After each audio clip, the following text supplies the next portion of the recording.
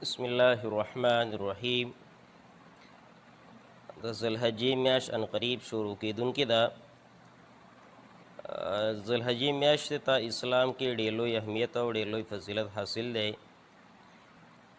د هغې چا دپاره چې څوک د قربانۍ اراده لري. ام سلمہ رضی الله تعالی عنها په روایت باندې د حدیث صحیح مسلم کې موجود دی.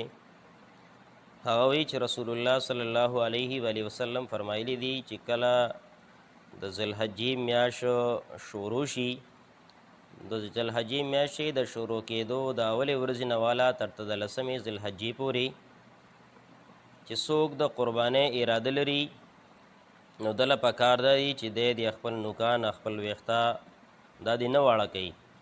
د ده په وجود باندې چې څومره هم ویښته دي د دغې ویښتو د وړو کېدو نه دی د ځان وساتي، او چې کله قرباني وشي د قربانۍ نه وروسته دی د خپل نوکان او خپل ویښته سر سنتداري څه کې برابر کړي.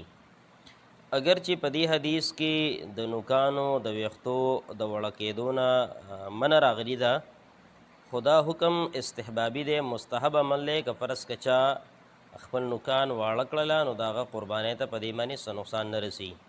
خو بهتره خبره دا ده چې دی قرباني کوي نو د قربانۍ د وجې نه دله پکار دا دی چې دی د خپل نوکان دی د خپل ویښته که د سر ویښته دي که د ترخونو ویښته دي او که نور ویښته دي نو چې دغه ویښتو نه دی د کټ کېدلو نه کټ کولو نه څه وکړي، دی د ځان وساتي.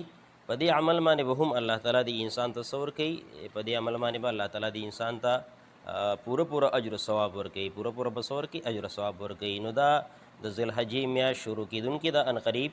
نو په دغې کې دا عمل چې په دې کې خپل ویښته واړه کول نه دي پکار، په دې هر یو عمل باندې به الله تعالی د انسان ته څه ورکوي، الله تعالی به په دې باندې د انسان ته اجر ورکوي، ثواب ورکوي.